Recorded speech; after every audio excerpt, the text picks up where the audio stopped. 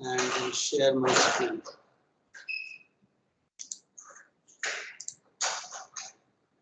Can you see my screen? Yes, sir. Good. Okay, so let's get started. So what we are going to do today is to talk about a few things about sockets that you do not know, but are kind of useful to know, and talk about something which is more an OS than networks, but networks cannot live without it. So something that we'll need in the next assignment. So let's get started. So I start with some questions. Okay. So what will happen if I make, you have seen that on the client side, think of a TCP client, you do not need a bind. What will happen if I make a bind call, TCP or UDP, anyone? Can I make a bind call? Say with similar parameters, some IP address code and so on. What do you think will happen? We normally don't do, but sometimes we do for some reason.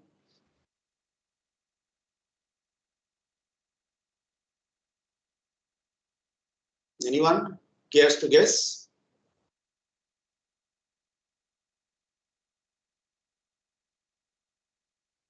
First of all, will it give you an error? No, sir. No. Good. Okay, it won't give you an error. Okay. So what will it do? If it does not give you an error, there is only one thing it can do, right? It can bind.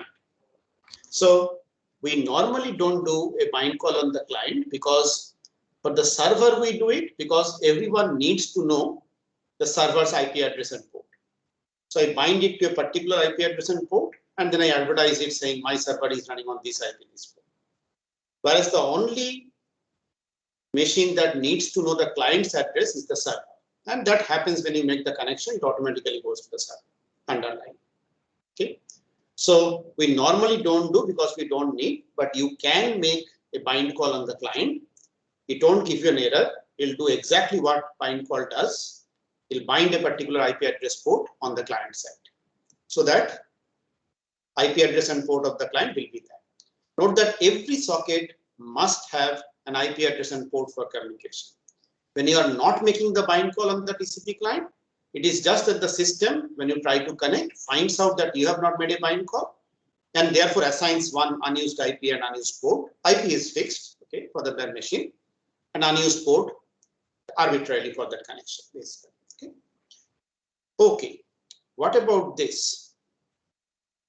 A connect call on UDP socket. There is no notion of connection on UDP, right? You created the socket, the server bound it, okay. The client does not even need to bind it. The first call will assign the IP address port automatically under stream, and then you do send to, receive from, and so on. Okay. So what happens if I try to connect? If my UDP client, for example, tries to connect to the UDP server, make a connect call same as a TCP client. Will it give an error?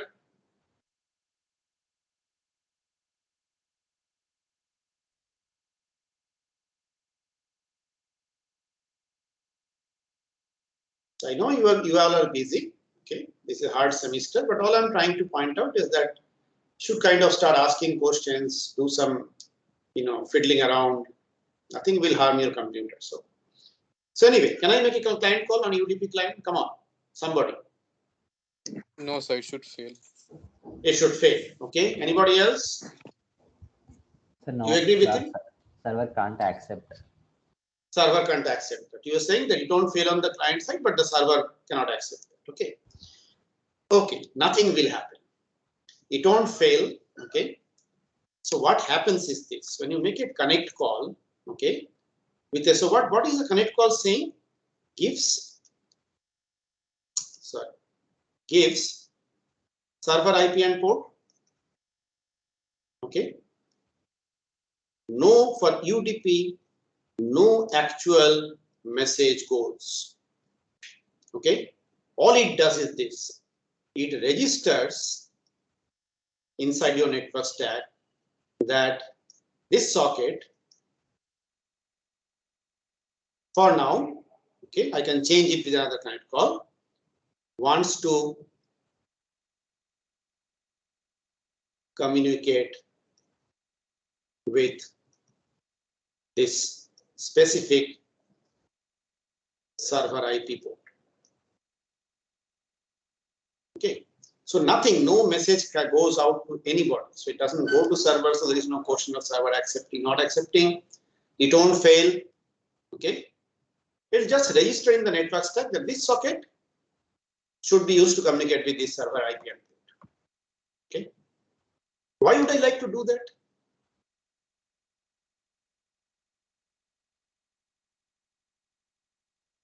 How does that benefit me?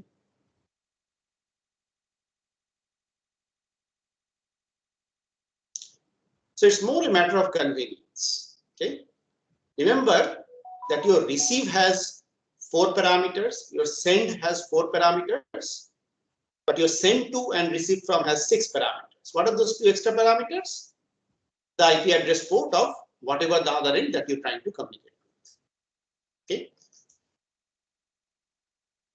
So if I can do a connect, and then I can just use send receive, and the system will automatically understand which socket do you want to communicate with on the other side, which IP address port. It will pick up from these registers, so it'll just pick up automatically in this send receive call. So you don't have to type in the thing again and again. But there's nothing permanent. In the middle of all this, you can again send a send to with a specific IP address port, and then it will go to some other IP address port, whatever you specify. So all it does when you do a connect call on UDP client, doesn't send any message out or anything. Okay, it just registers that with this socket, the user has bound, kind of not bound, bound is a bad word. Okay, it has kind of associated this server IP port. So whenever anything is sent on using this socket or received from this socket, make sure that you receive from this or go to that piece. Okay, try this out when you have time. My last question. Okay, your send call, okay, or send to, etc. Is it blocking or non-blocking? Receive and receive from, we saw is blocking. Is that a blocking call or a non-blocking call? Non-block. Non-blocking. Everybody agrees? Non-blocking? Anybody disagrees? By default, it's actually a blocking call. So almost never will you see it block in your, what you are doing right now. Okay. Why would a send call block?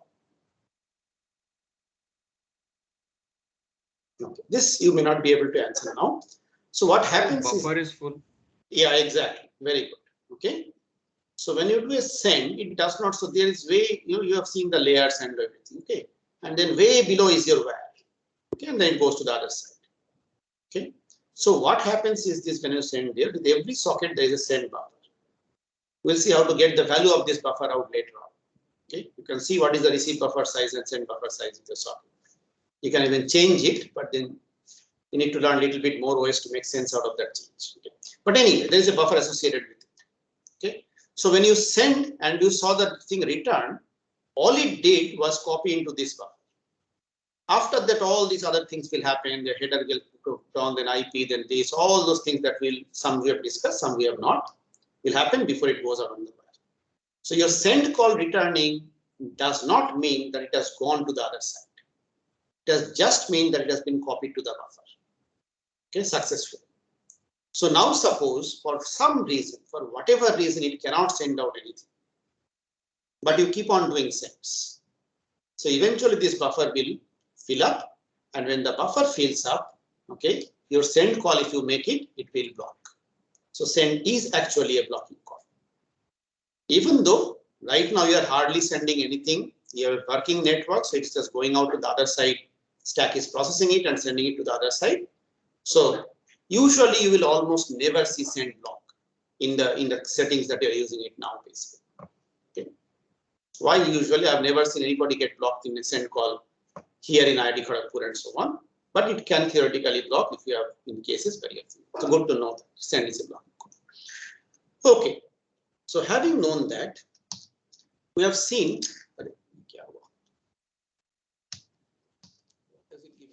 Just give me a second. Oh, I've written on the last slide. God knows why. Okay. Anyway. Okay. Having seen that, how can I make? So think about your receive. So you know that we have a problem that if I make a receive call, I will get blocked. Okay. Now I can block on more than one thing by making the select call, but then select is also a blocking call. So what if I want to do something like this? I would like to receive, but in case there is nothing to receive, I would like to go do something else and come back and try again later. So I don't want to get blocked, neither on the receive nor on the select or anything, basically. So question is, how can we make the same thing applies for receive, receive from, send, send to all of them. Okay. So I'm just going to explain with receive. Non-blocking. So A, okay, so one particular receive call I want to make non-blocking, not all receive calls. Okay, we'll see how to do that also. So if you recall the receive, okay, the first three parameters, this was the socket ID, this was the buffer, this is the length of the buffer, and then you put a 0 out here for a flag. So far we have said that always put a 0 out there. Now here there are many different flags. I can put a flag. I'll show you code and run them right now. Just this. I can put a flag called message don't wait, which makes this particular receive call non-blocking. So if it does something in the receive buffer, it'll return you that just like a normal receive call. But there is nothing in the receive buffer. There is nothing has been sent, okay, or has not reached it yet. Then it won't block. It'll just come out.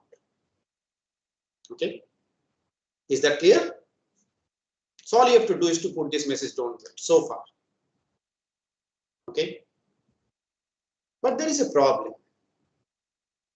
If this is all I have to do, okay, there is a problem. Can somebody guess the problem? I'll give you a hint by putting this equal to here.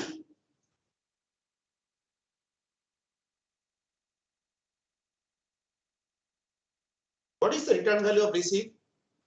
Anyone?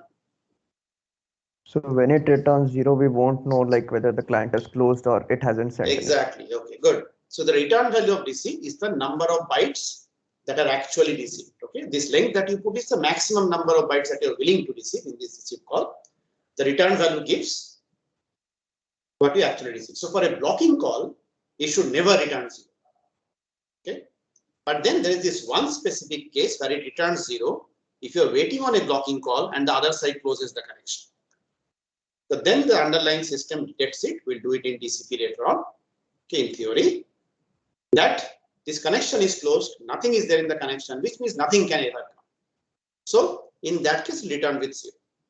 But then now, what do I make it return with? I cannot make it return with 0, but as somebody is very, as he said, returns with I cannot know whether the connection has been closed and therefore I should not come back and try to do receive again, or it's just that it's non-blocking. So there is right now there is nothing to receive, but something may come later on. Okay, so I cannot use 0. Obviously, I cannot use any positive value. So the only other value that is there is the negative value. Okay, so it returns a -1. Now, what is the problem? I don't know what does. Is it an error? For example, I may have passed a socket, okay, which I have not created as an arbitrary value. Remember, a socket is just an integer value. I should have passed in a socket that is returned by a socket call, but I just somehow by mistake passed some other value. So then it will give me an error. Okay. So what happens is this. Remember when we discussed the error, okay? So there is this global variable called error number. It's a global, okay?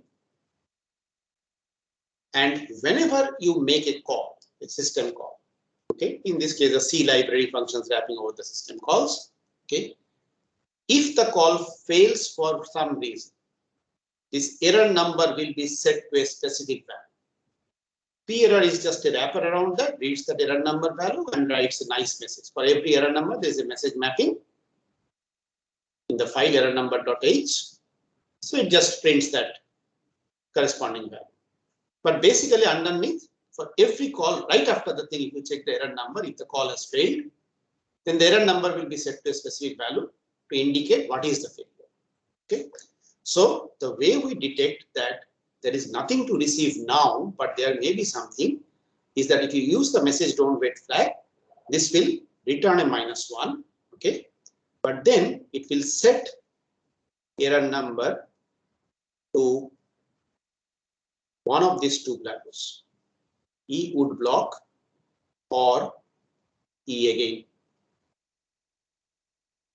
So now you will write a code like this. You will say error equal to receive whatever your things, message don't wait. Okay. And then you say if error less than 0, that means there is an error, but then you will further check. Okay. That then you are checking if error number equal to E would block or error number equal to E again. Then you just know basically do whatever you want, temporarily no data. So now you can go do whatever you want to do and come back and check. If it's anything else, a true error. So then you exit and you have seen those codes out there basically.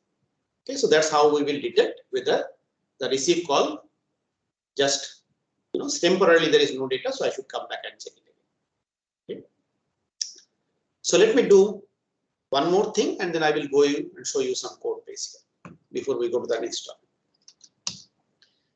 So this is fine if I want to make one receive call non-block, but then I have to write that piece of code for every receive call and so on. Okay, which is okay. We'll have to do that anyway because there can be normal errors also. But then what if I do not do this and I make every blocking call on a particular socket non-blocking, not just one receive or one send or something. Note that that means your accept call, connect calls and everything. Connect is also a blocking call because you may want to connect to the server, but the server may be very busy. Remember that listen parameter. Okay, so server may not accept your connection right now. Okay. So then you may actually, your connect call will also block, waiting for the connection. Now accept, as you have seen, can block it. So what if I try to make all these calls non-blocking, anything that can block on a socket non-blocking by setting something together, rather than having to specify that flag everywhere. Okay. So basically make all blocking calls non-blocking on a socket. So to do that, we use a function called FCNTL, file control. It's actually a generic OS function. Okay.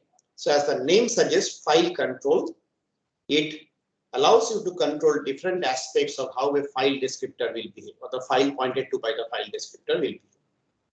And in Linux, everything is a file. So socket, as we have discussed in class, okay, it's just one entry in your file descriptor table. So it's like a file, just that you make separate calls. Okay. So what FCNTL does, it has many different flags. Okay, so they say bit value. Bit value is not a right term. So you may have 110101. Okay, so some 16 bits of this, and each of these bits means something. Okay, so this flag may mean, okay, whether it is read only or not. So it's 1 is read only, 0 is not. So you want to set, make it read only, you will set this flag bit. Okay, so each of these bits means something. We'll just manipulate one of those bits out there. There's not too many bits that you can manipulate in Linux for sockets. Okay, or actually even for files, but there are quite a few still. Okay. So the idea is this. So FCNTL takes three parameters. One is this ID, which file descriptor you want to put in, so you put a socket. Then there is a command. Okay. And then there is an argument which is optional in the sense that it will depend on what this command is. Okay, I'll just show you one example. So what we do is this. I first want to, because this socket I may have set some other couple of other flags earlier. Okay, I first want to take out. So I think it is getFL. Okay, we'll see underscore or not. Okay, basically get flag, and then I pass it basically 0. What it does is basically whatever the current value of that flag, okay, that it gets you out into value. This argument is not necessary, so I just pass a 0 out there. Okay. So, but what does why do I want to get it out? I want to get it out because I want to manipulate only one bit in there, but the other bits I want to keep unchanged. So I don't know what the other bits that are already set, reset, and so on and so forth by earlier calls. So just get it out. I'll just bitwise or that one bit out there that I want to change. Okay. So now I will do, again, there's an error value that you can check. FCNTL, sockfd, setFL, and the flag that I want to set, I'll take val, I'll do a bitwise OR called O non-block. So these two lines of code basically leaves all other flags unchanged on the socket, but then every subsequent operation, okay, on this socket, if any of those operations normally are blocking, they will all become unblocked, non-blocking. Okay, so that includes receive, sends, accept, connect, anything that can block. Calls like listen and all are not affected because they are not blocking anything. Is that clear? Yes, sir. Okay. So these are just two ways you can make socket calls non-blocking. One way is to make all calls non-blocking together because you know that you don't want anything. None of them should be blocking. Other is that you want, maybe other receive calls don't matter, but this one receive call, you don't want it to be blocking. You want to say, oh, fine. I'll come back, check. If it's not there, no data, I'll go do something else. I'll come back and check again after some time. Okay. So let us go take a look at some code. And then we'll come back to do the other thing. Let me go to the, just give me one second.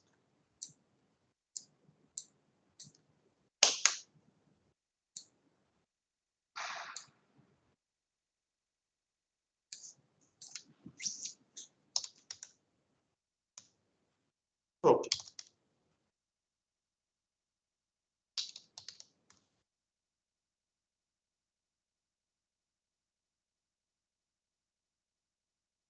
Oh.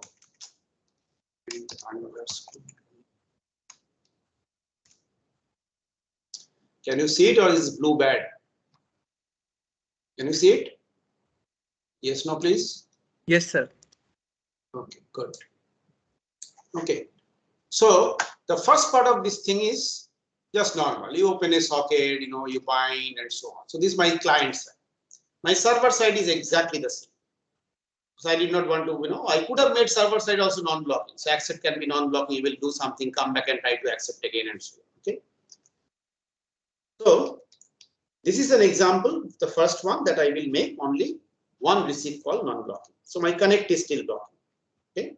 So I don't need to do anything for connect. So this is the piece of code out here. All right. So I put socket buffer is the buffer in which I want to do. 100 is the maximum number of bytes. I put a message, don't wait. Okay. And then I check the error number for you block or you again. Now you can do anything. In this case, I'm doing nothing. I'm just printing no data, receive will block. I can actually do something and come back later. Let me sleep. So I just sleep for 1 second and I come back and check it. But this is the place where you could have gone and done some function call something else, whatever you want to do. Otherwise, if it is any of those other errors, then it's an actual error. Okay, and then you will exit as normal. All right. Then this normal thing. So basically, this is a call in which the server sends you something, just like the earlier. So what we will do is we'll make the server wait for 10 seconds before sending anything. So normally, that means this receive call would have blocked for 10 seconds until the server sends something. Okay, but we will not do that. In this case, it will just come out and it will print this message like 10, 11 times. Okay, and then it will actually read the message. So if I look at the server, just for completeness, it's exactly the same. You just see this line. Okay, so I have copied a message from server, but before I send it, I just made it send for sleep. But the connection is done. Okay. Okay. I just run the server. I've already compiled it. Server is waiting for the client connection. Nothing. And then I run. Just now see what happens. So every 1 second it is coming back and checking, but there is nothing. Okay.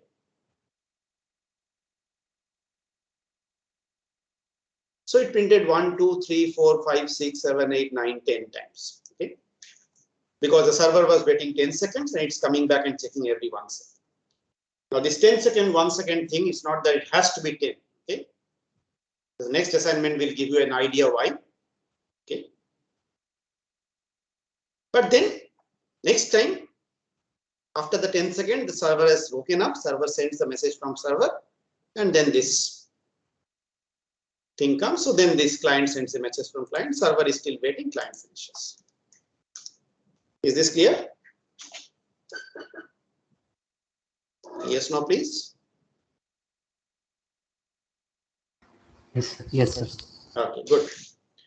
What about the other one?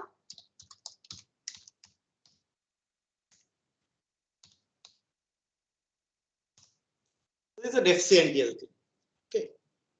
So here is the part where I have done this.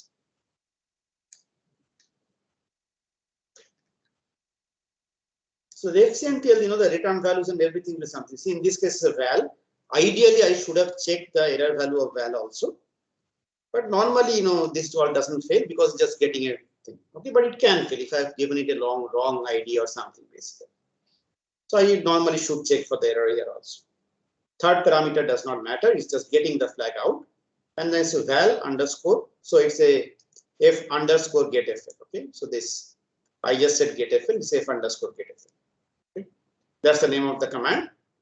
And then do val bitwise or with o non-block. So it only affects that one block. Okay. So now that basically I'm saying that everything on sockFD is blocking, your connect also, sorry, non-blocking, your connect can also become non-blocking. Okay. The connect code. Okay. So if I had not put this code, okay, what would have happened possibly is in the earlier case, if the server was busy handling other clients and cannot accept this client's connection, the client connection will block. Usually there is a timeout internally, don't worry about that. But initially it will block. Okay. But then in this case, what will happen if the server, unless I put additional code, because the connect has become non-blocking also, it will come back with an error. Okay. And unless I check that error to see, is it an error because the server is busy, or is an error that is a valid error because I set some parameter wrong or something else basically. Okay.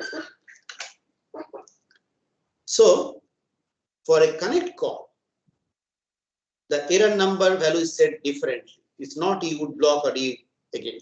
It's called E in progress or E already.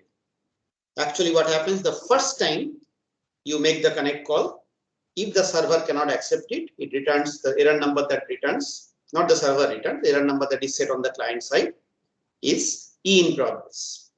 Next time it's E already, meaning that it's already been checked once basically, sort of, okay. But these are the two things which basically are saying there is nothing wrong. It is just that the server is not responding to this connect request yet, but it has not sent any errors or anything, nothing like that. The connection has failed. So maybe if you wait some more time, it will happen. Okay. So I can say delay in making connection, let me sleep and retry after 1 second. Here you can go do something else and try to connect again later, basically. And I do this and then I come back in the while call and then I keep on doing. So every 1 second, if the connect gets actually cannot connect, it will come out immediately, and every 1 second I will come back and try again to connect. But the error codes are different. Okay, I'll send you all these codes and all. These are simple codes. And then I have my receipt. The same thing right there. Okay, I have to check the error code every case because I do not know it's a valid error or this just receive came out because right now there is nothing to receive basically. All right, so rest of the code is the same. Okay, let's run this. Still running, so I don't have to do anything. Remember, it's now waiting at the accept call. The server, I am still blocking server. Okay.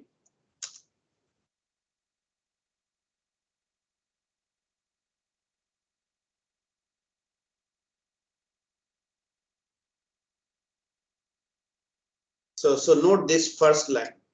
Okay, there was a slight delay the first time it tried. Okay, your connect call actually came out with an error. Now you don't see it normally because normally it's a blocking call, so it will just wait there. There was a slight delay. So the first time it actually came out with an error, but that error was in progress. If you check the actually print out the error, you will see. So it retried, then 1 second it slept, then it went back to connect again. Now it could connect. And now this 10-second thing here kicked off, basically. The accept call came back, and then the server was sleeping for 10 seconds. Okay. But you see one thing, see 1, 2, 3, 4, 5, 6, 7, 8, 9. Okay. These are not 10. Earlier it was 10. So this slight 9, 10 thing can happen for something that, you know, you should not exactly count this 10 second, 1 second or exactly 10 because it's not being checked exactly at that time basically.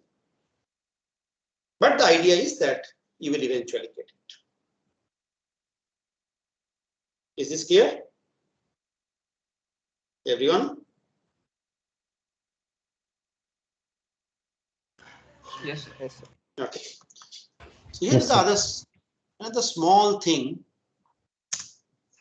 nothing related with blocking. But you see, you make all these calls. This is a connect call here. Okay. Look at this thing. Do you remember what is the type of server EDR? Anyone remembers? This variable serve underscore ADDR. What is the type of that?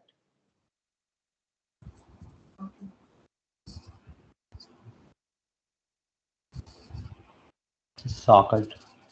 No.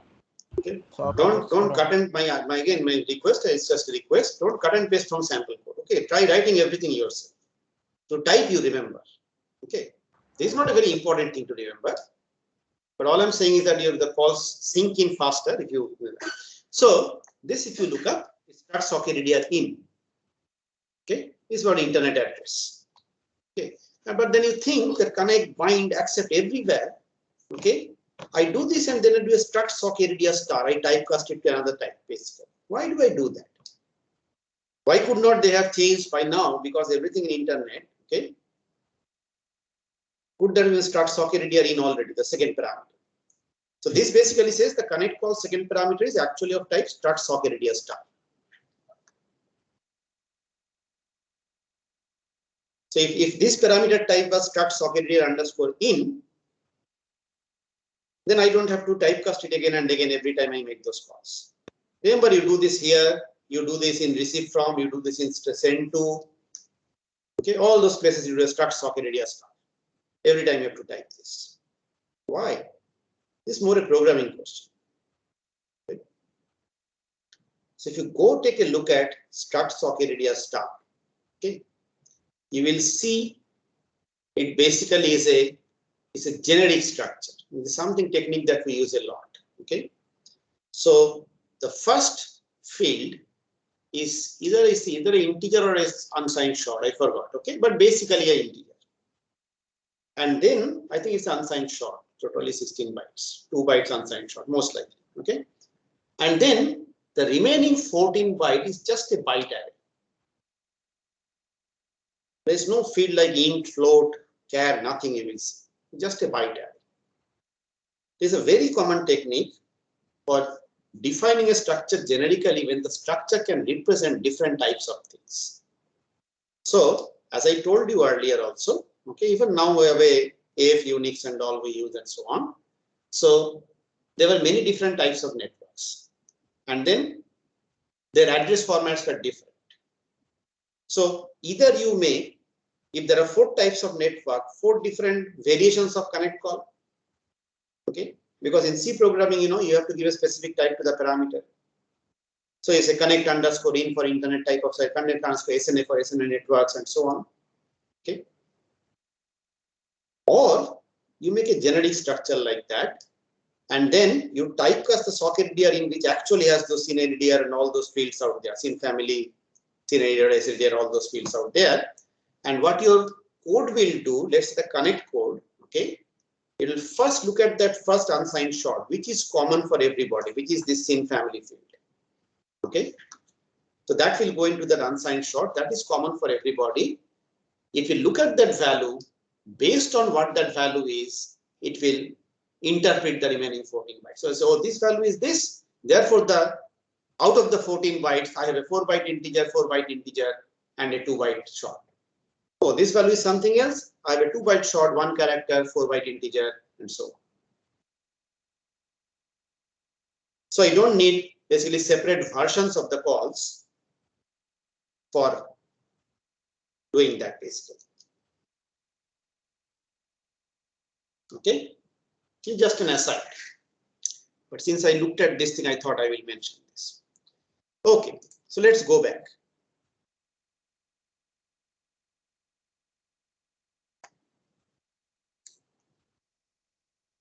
Oh, I discarded anyway. Should not have discarded anyway. All right. So that's about non-blocking calls. The receive flag, there are 2 other flags that you will see that are of interesting, not too often used. This is called a message peak and message wait all. Okay. So message peak basically says what the name says. It allows you to peek into the receive buffer and not do anything else.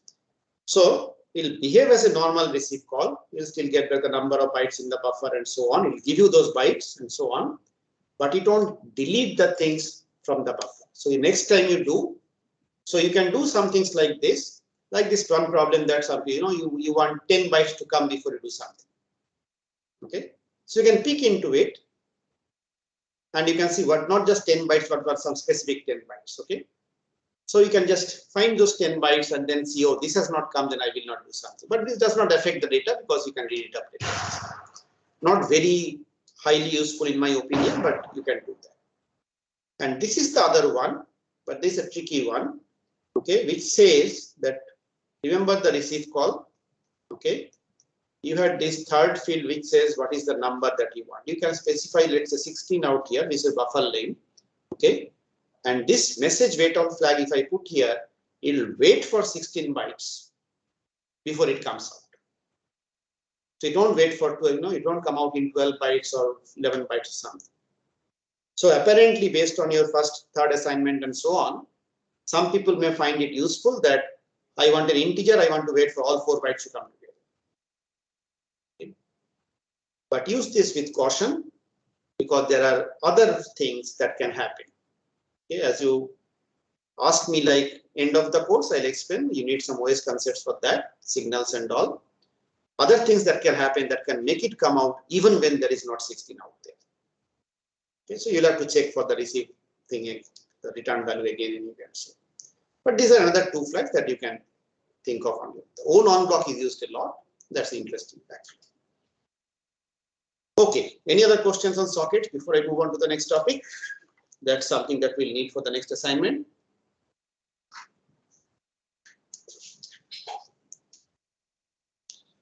All right. In that case, the next thing that we do is more an OS thing, something called thread. So in your OS, I think you have not done pthreads yet, right? It's not usually not so soon. Have you done it? Anything called pthreads? Yes, sir, we were. You did pthreads? Great. Yes, sir. In Okay. theory class, we were taught, sir. We did not do anything. You didn't do anything. Okay, good. So that saves me some trouble. Okay. So basically, the next assignment will give an idea about doing something inside the stack, but it's not going to be inside the stack because we don't want to muck up your Linux internals. So we'll do it on the user level only, write programs and all, but we'll give you a flavor of how this, some of the things that you have done gets done inside this. And we'll see that unlike the application codes that you have read so far, or done so far, basically, the stack cannot be sequential. One thread cannot do everything. Okay. If you are waiting to receive something and something else needs to happen, who is going to send the one? Okay. So at least you need 2 threads. Okay. You actually need more, as maybe once I do things at the very end, I will talk a little bit more about. But you need more than one. So we have to give flavor of that. So and the concurrent servers that we have done, we have used fork because we did it at the very beginning. Fork is easier to teach. Okay. But even if you think about web servers and all, what gets created for a concurrent server is actually a thread. Okay? So there will be one thread for every request and so on. Okay. So what is the difference? You have done pthreads. Okay. Thread and a process. Do you know? Anyone? There are lots of differences, but what is one of the main differences? Yeah. We shared memory, sir. Exactly. Very good. Very good. Okay. That's the one that we need. Remember when we did fork, okay? So think of this. Suppose we'll make it simple. We have a global variable index equal to 5.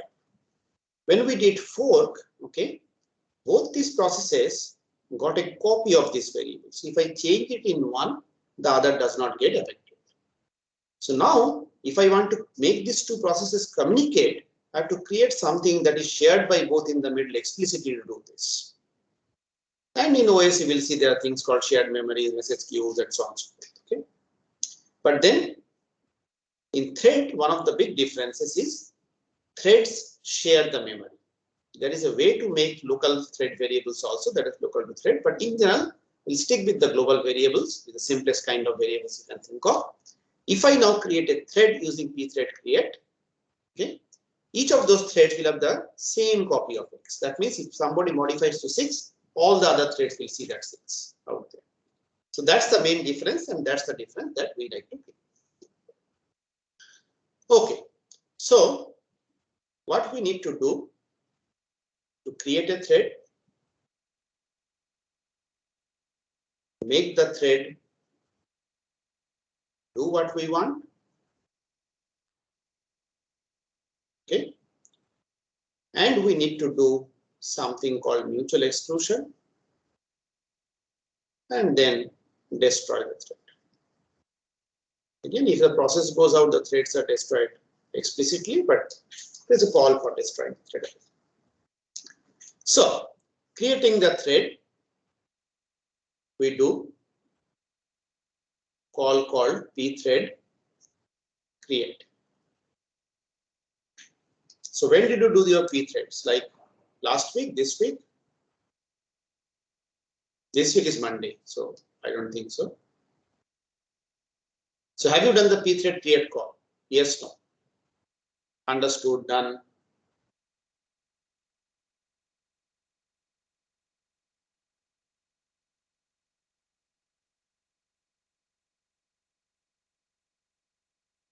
Okay, no issues. Let's do this. Last class, but then you were busy with the old USSN, right? So should I do pthread create? Yes or no? Yes, sir. Yes, good. Take it. So basically, these two things are together done with the pthread create call. Then we'll do this mutual exclusion. We'll do the destroy thread is simple. Okay. So what does the pthread create call do? So first of all,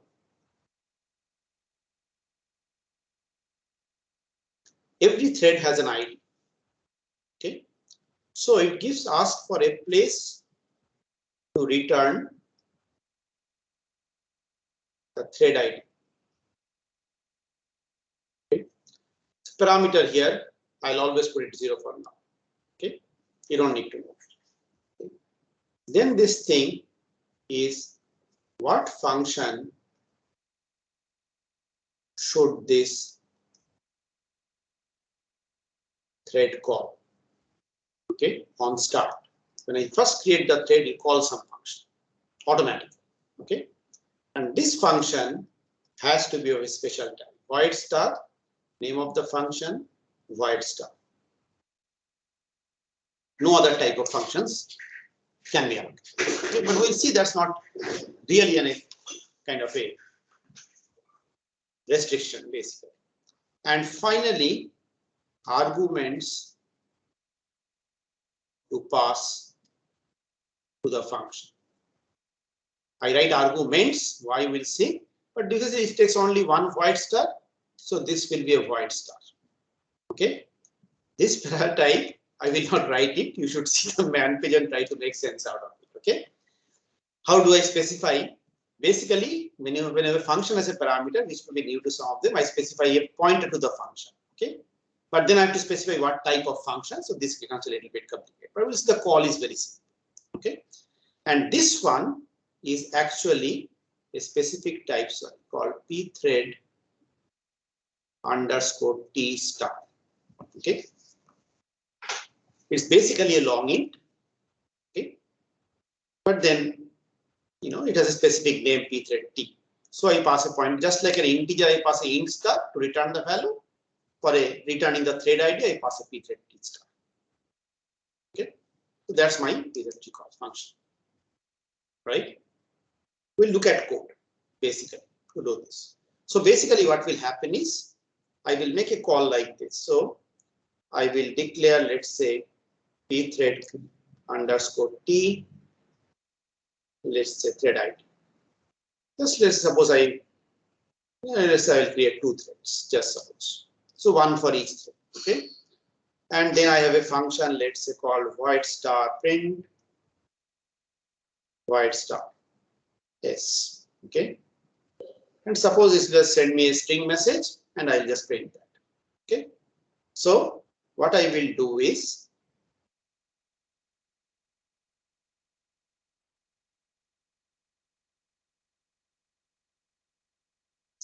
so void star. So I'll first typecast this. So this is a cat star p, sorry. Okay. Do this.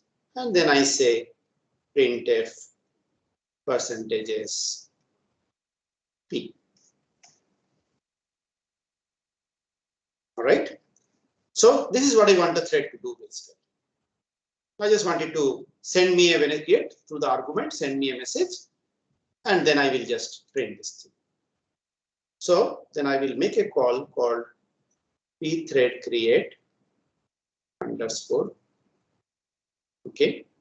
So thread ID 0 and thread ID 1 and pass in different ways. So let's say I say thread ID 0. So first thread's ID will be stored in here. This is 0 always. I just have to pass the name of the function. Okay. Print. And then I have to pass a message basically. So I can do it in different ways. Suppose I've stored the message in some buffer or something. So I can just say buff. Okay. Or you can just directly give a string also with a quote mark and so on. You'll take whatever is in the buff. Okay. Null terminated. We'll pass it there. So the effect of this is to create a thread, store the ID of the thread in the variable thread ID 0. I can print it out. Okay. Automatically call the function print, passing this as a void star parameter. And then it's up to you to do what you want to do with it inside. Is this clear? Yes. Okay. Now, so I've done this, create a thread and make a thread. Okay. What about this mutual exclusion thing? Okay. Now I've created two threads, right? I've created one thread. You can make another call with the thread ID 1 and so on, storing it in the thread. Okay.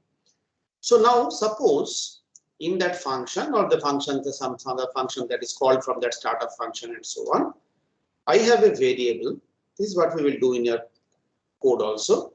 We initialize to 0. So all I want to do is this. Now I have two threads, T1 and T2. Okay. I want in that T1 in the startup function to do count plus plus. It's a global variable, so it's accessible to all functions, not a problem. I don't have to pass as parameter, and a count plus plus. So this is my global. Okay. So both those, instead of print, I have a count function or something, and do count plus plus in the function that is called by the thread. Okay. What is the value that I expect after, if I print the value after the two threads are over, what is the value that I expect? Stupid question, but human.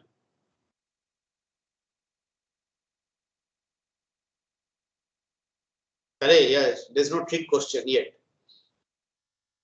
What do you expect if you do 2 count plus plus after 0? 2. 2, right? Okay. Now, depending on something underneath, okay, it can be either 2 or 1. Okay. Now, what is the problem? Okay. You are writing in high level language count plus plus. You have gone through an architecture course and you know this count plus plus can be implemented by machine language in different ways. So this is a standard example in every textbook and everything. Okay. What will happen? So this is count is what? This somewhere in memory. This count variable is stored. Okay. Now, suppose in an architecture, there is no direct memory increment operation. Okay. So then you will load this memory into a register. You will do an increment R and you will store R into back to the M. Okay. This is what T1 is doing. T2 is doing exactly the same thing also.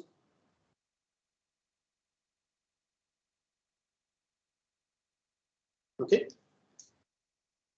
Now, if T1 does everything, all right, and then T2 does everything, or if T2 does everything, then T1 does everything, okay, then there is no problem. Okay. But here is a possibility. Why this is a possibility? We'll see. So let me prepend this by 1 and by 2 to indicate that this is the 2's load store at something. So here is a possibility. Load RM, the second load RM, okay, 1 increment R, 2 increment R is one of the possibilities, okay. 1 store RM, 2 store RM. Now what will happen? One will get, both of them actually get 0 because when this is loaded, this change is not affected in M here. So both of them does 1. So these things both write 1. Writes 1, writes 1. Right?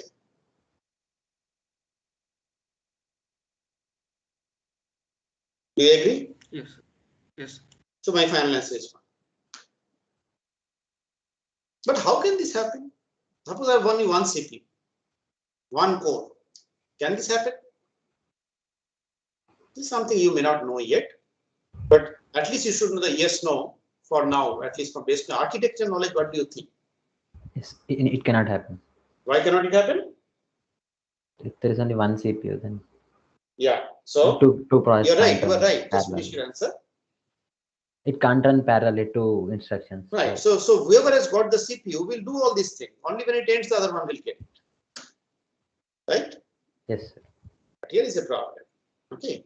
See, ever wonder on a Linux machine, okay, a Windows machine, you have 5 different windows. Okay. and do this code basically. You do a while one, printf a, the character A.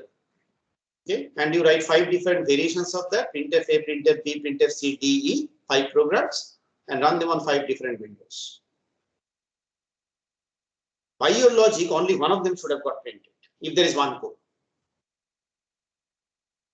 Even if there are 4 cores, if I write 6 of them, 4 of them should get printed.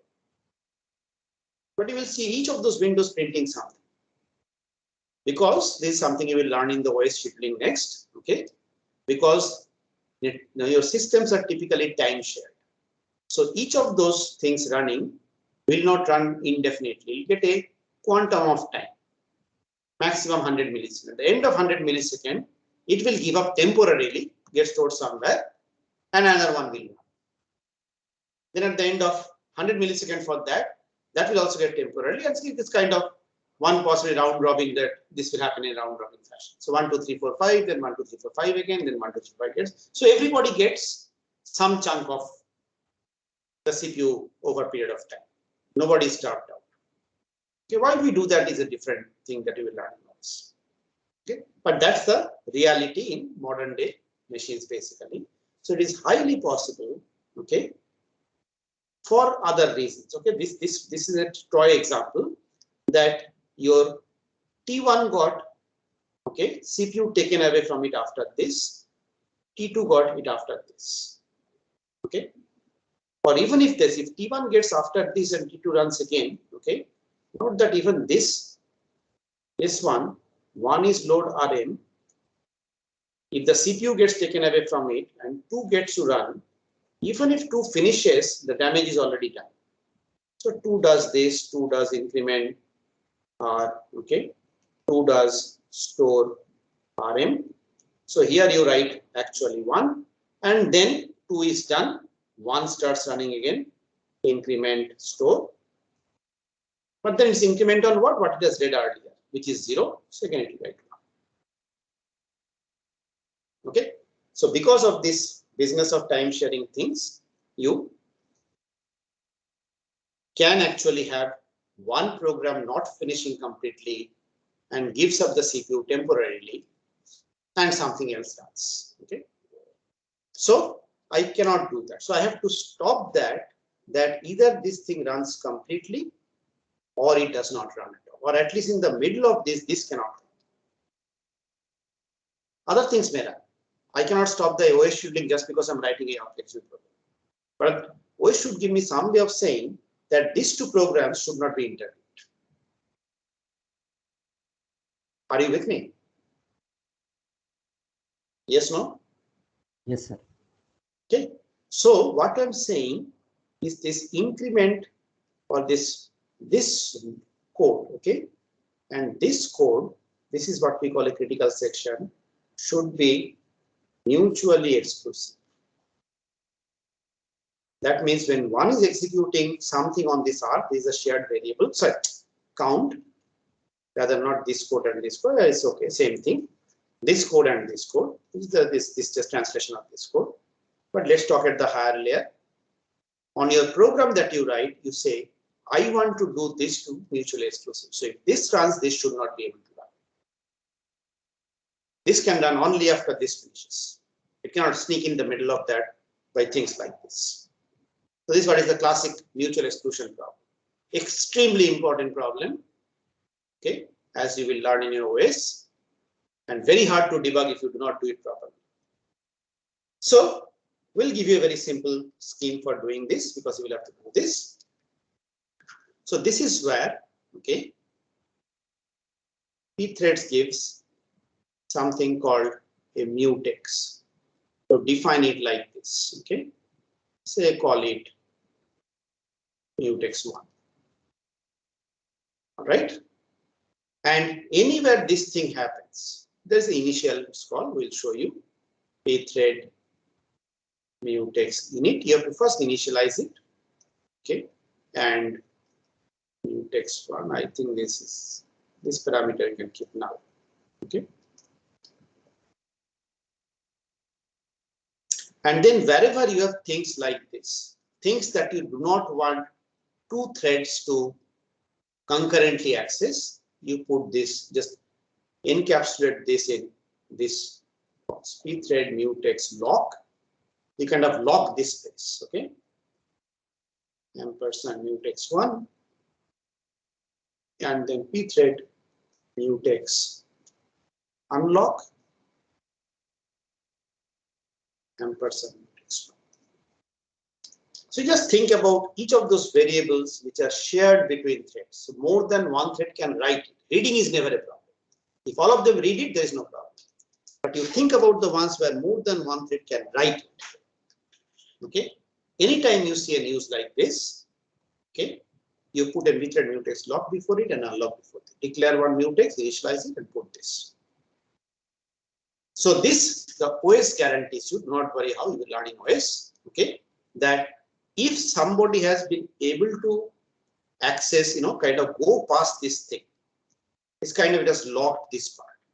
So until it executes this statement and unlocks it, everybody else trying to execute a mutex lock will get blocked out here. So if this is T1, then T2 is doing the same code. Okay. And mutex1 will declare as a global, so both of them have access to the same mutex1. But then if T1 has been able to go past this, it has kind of, you have just kind of gone into the room and kind of locked it from inside. So unless you unlock it, everybody coming to the door has to wait at the door. So the other process will get blocked at the pthread mutex lock call. When this does unlock, it will again be able to go. And then it will do the count plus plus. This guarantees that this count plus plus is done, or any write operation on a shared variable is done on by only one thread at a time. We will see similar calls for processes and so on. Okay, and this is something that we use, the extremely important, omnipresent thing in multi-threaded program, multi-process, multi-threaded program. We'll learn more about it. It's not, but this will suffice for us for now. Okay, there are lots of performance issues and so on. But so what you need to know for the next assignment is a pthread create call. Okay, how to define this mutex lock and unlock. And there's a pthread destroy, mutex destroy call, mutex init and all those things. Again, we'll show you code. I will give you that code also. It's there earlier now. Yes, it's been taught. I'm sure mutex may not have come. Okay, so that when we discuss the assignment next week, it will become easier for you. So I understand you are busy, but this week try kind of running this course a little bit. A very small course. So you could say that. Is that fine? Before I go to the code, are there any questions?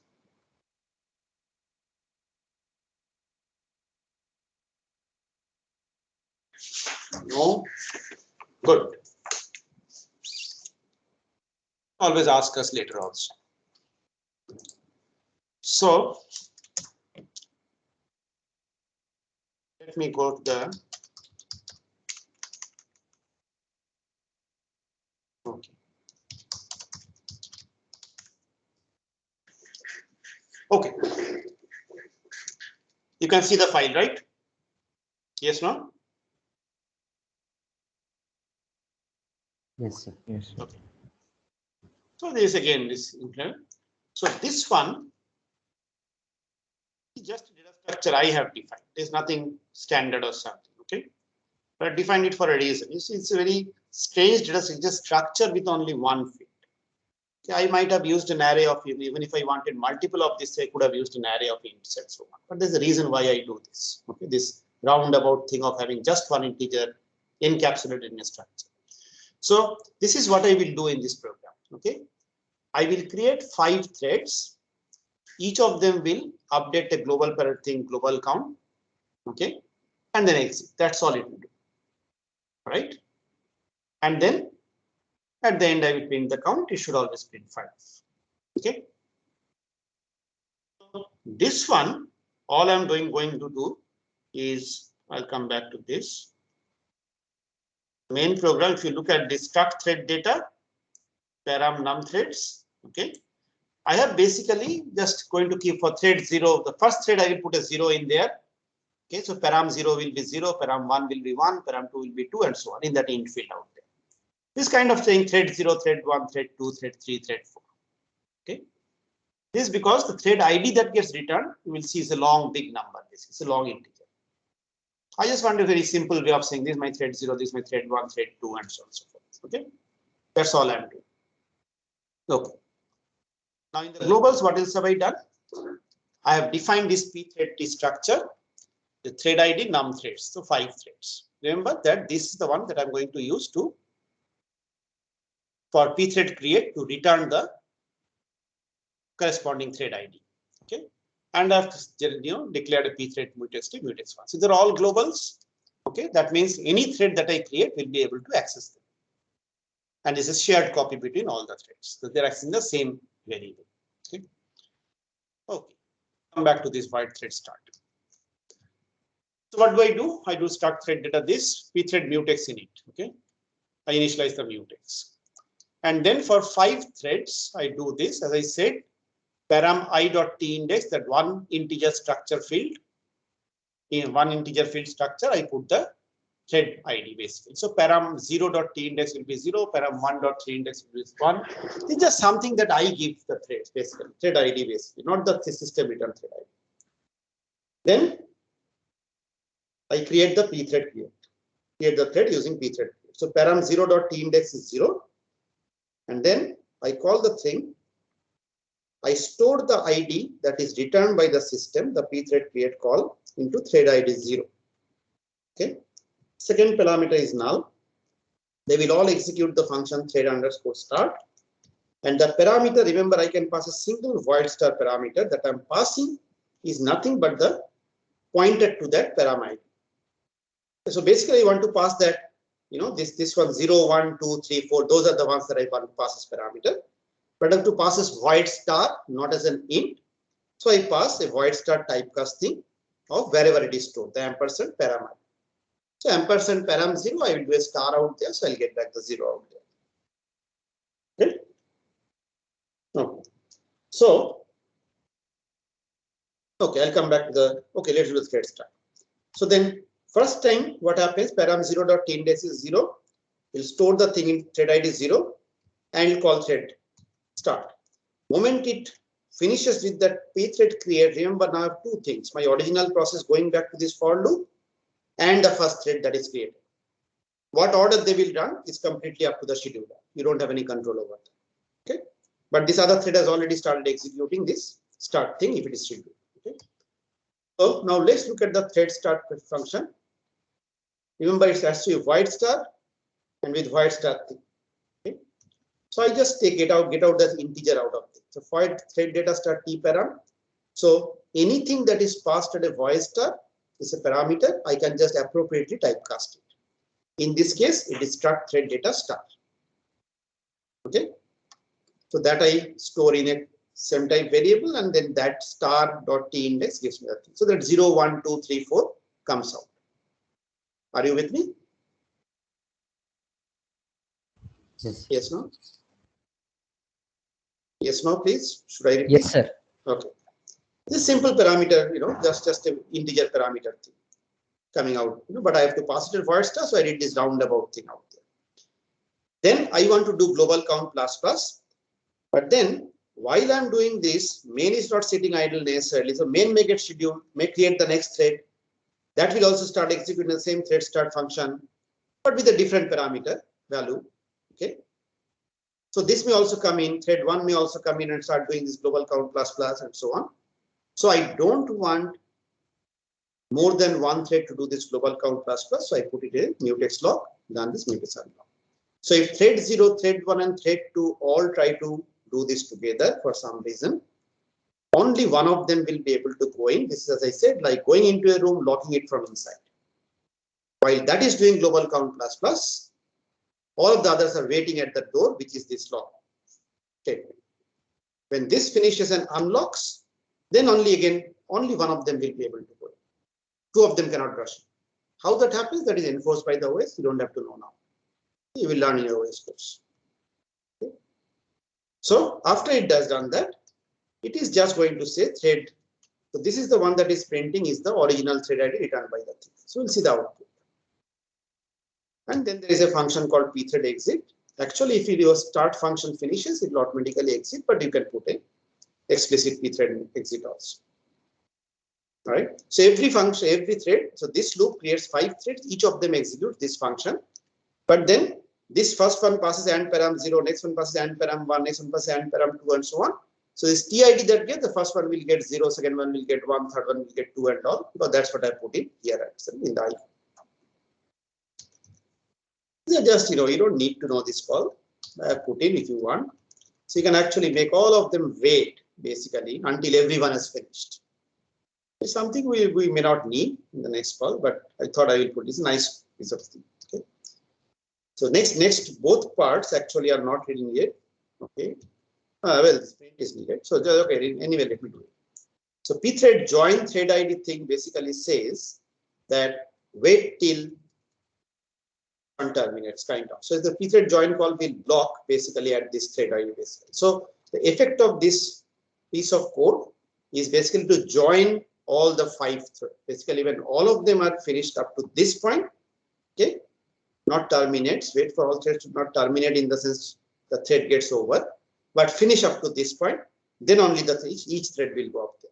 This kind of intermediate synchronized point to say no thread should go further than this until all threads have finished up to this. Okay, so that is what it boils down to this.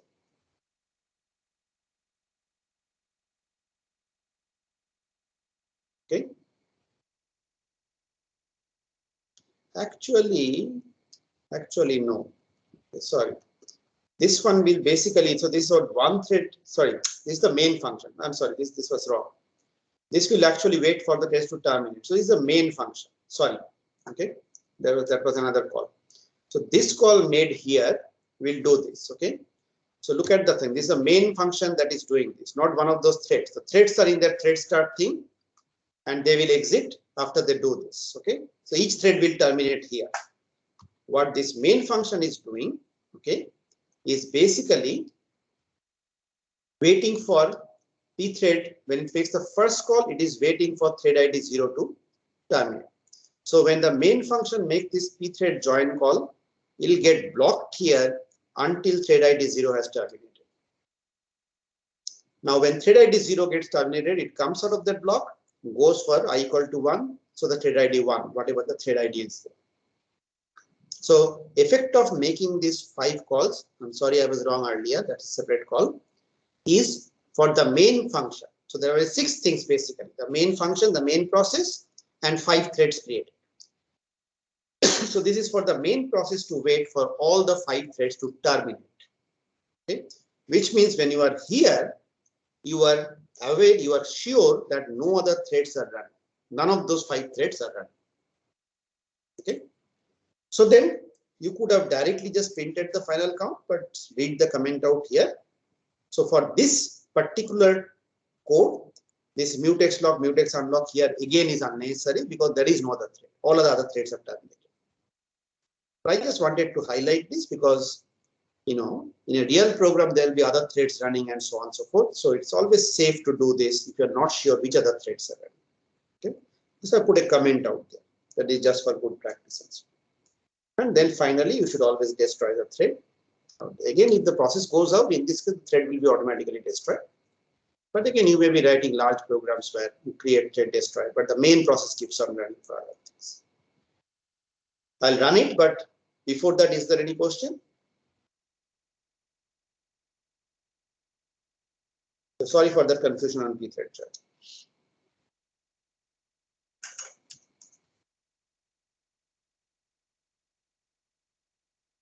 Okay, if not, my old server is still running. It's already compiled, but I want to show you something.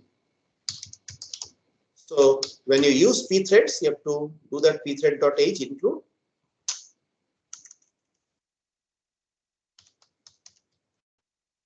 And you have to link with the pthread library, which is libpthread.a or .a. So this thing. So minus, just like -lm, you do -l pthread. Okay. And now if I run this thing, you see these are the 5 threads created.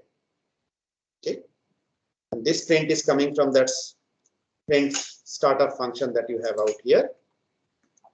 This is the place that is printing this. Each of them have done this. Okay. I could have printed the TID also. Let's do this. Why not? Just give me 1 second. I think it's simple, but still, let's do this.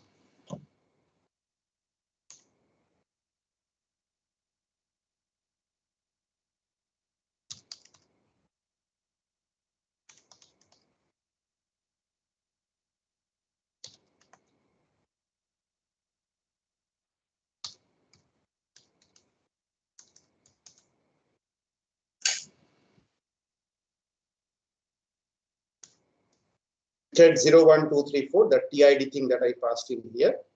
Each of them are getting a different parameter, of course. And this is the actual thread returned by the pthread create call. They all finished updating. So only after that did the main function finish this thing. So you can see that this final count will not appear from the main until all the threads terminate by doing this simple thing. So let them print. After I have done this,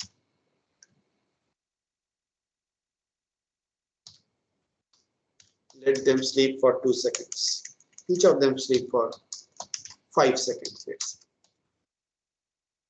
You will see this final count is 5 will not appear until all these 5 things are done, even though main does not have any sleep.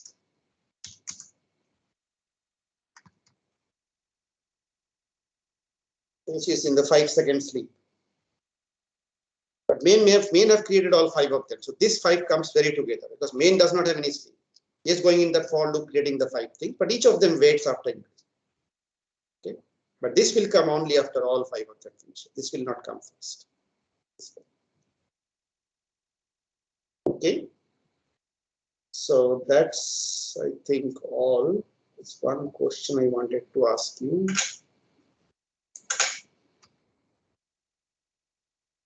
Yeah. So is this clear? Use of these calls? Yes.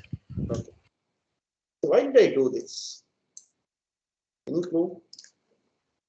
I could have just passed declare an array of 5 integers, and instead of doing this and this star void star, this is void star and ampersand that thing. So I did this to just show you something. Okay, it's more OS thing than anything. That see the structure of that function that you call, the prototype of that function is fixed. You cannot call an arbitrary function. It has to be void star and with parameter void star. Okay. So now one parameter, you just want to pass an int, you could have just done a void star ampersand that int value. Okay.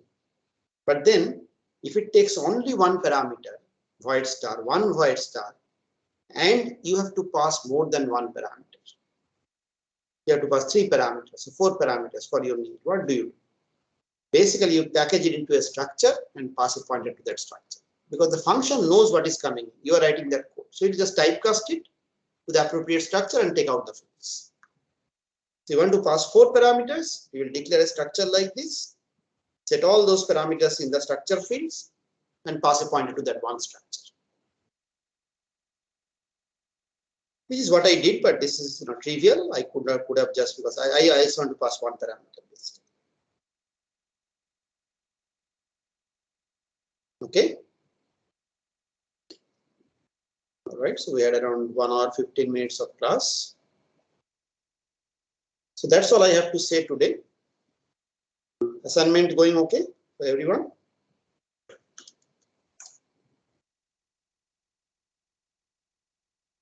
So these codes I will just, because there are 2 sections and we post in different places and so on. I'll just send you by mail all these 3 codes. So very small files anyway.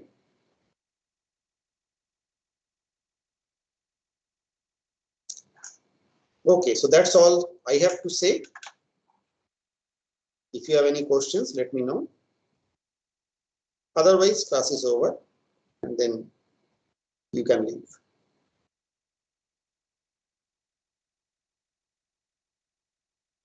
Let me stop the recording.